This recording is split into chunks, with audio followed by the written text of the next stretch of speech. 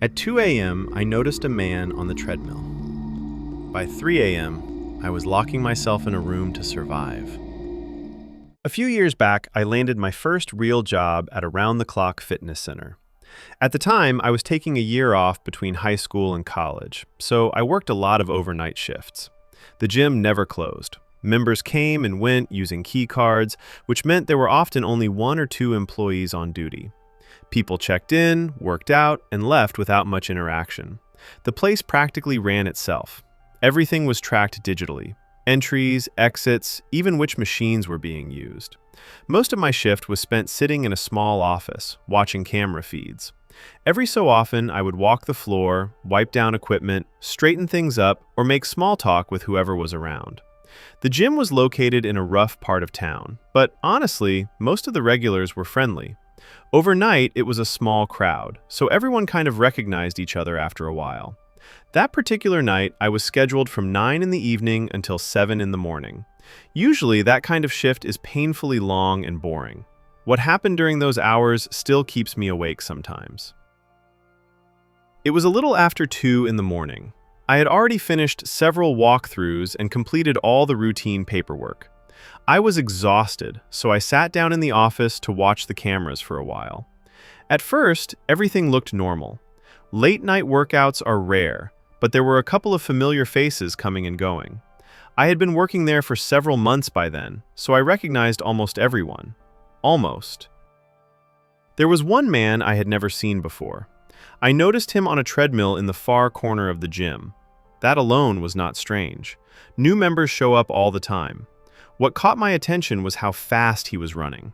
I pulled up the treadmill data on the system, which lets staff monitor equipment activity in real time. He was running at just over 8 miles per hour. That was impressive on its own. What unsettled me was that he did not stop. 10 minutes passed, then 15. His pace never changed. I leaned closer to the monitor. I cannot fully explain it, but something about him felt wrong. He was wearing worn, torn clothes. His hair was long and tangled. His face was completely blank, locked in place, staring straight ahead. Then I noticed his feet. He was barefoot. He had been running at full speed for over 15 minutes with no shoes, staring into nothing.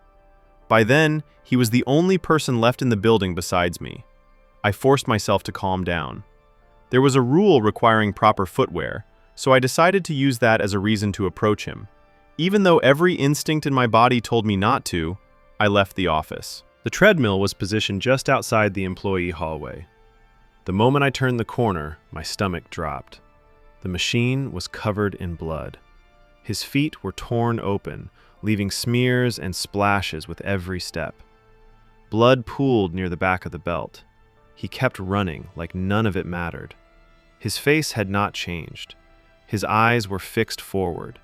His mouth hung open as he ran, completely emotionless. I was terrified. Something about him felt dangerous, unpredictable. Still, I yelled for him to stop. I had to raise my voice over the pounding of his steps. He did not respond. He did not even turn his head. He just kept running. I shouted again, asking him what he was doing. Without slowing down or breathing hard, he rasped out the words, "Are you there?" His voice was cold and dry, like it did not belong to him. I told him to stop several more times. Each time he repeated the same phrase, "Are you there?" The blood kept spreading. That is when I decided to call the police. I rushed back into the office and grabbed my phone. Before dialing, I glanced at the camera feeds again. He was staring directly into the camera, still running, still bleeding, mouth wide open, eyes locked on me through the screen. I turned away. Then I heard screaming outside the office door. Not words, just screaming. Full volume. Endless. Suddenly, he jumped off the treadmill without turning it off and ran out of frame. I frantically switched between camera feeds, searching for him. He was gone from every angle, every camera except one, the employee hallway. There he was, standing about 6 feet from the office door. I have no idea how he got into that hallway without a key card. I did not wait to find out. I slammed the door shut and locked it. Seconds later, the doorknob started rattling. That is when I called the police. He began screaming again, shaking the door while I tried to explain what was happening to the dispatcher. They told me officers were about 5 minutes away. I crouched in the corner of the office, listening as he screamed and pounded on the door.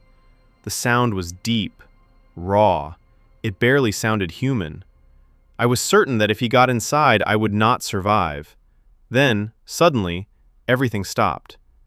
No screaming, no movement. I checked the cameras again. He was gone. When the police arrived, I refused to leave the office until they searched the entire building. They found nothing, no sign of him anywhere. I answered their questions and went home. I quit the job the next day. I have never set foot in that gym again. I still do not know who that man was or what he wanted, and I still think about what would have happened if I had not locked that door. Subscribe for more real horror stories. Like the video if you felt this fear too.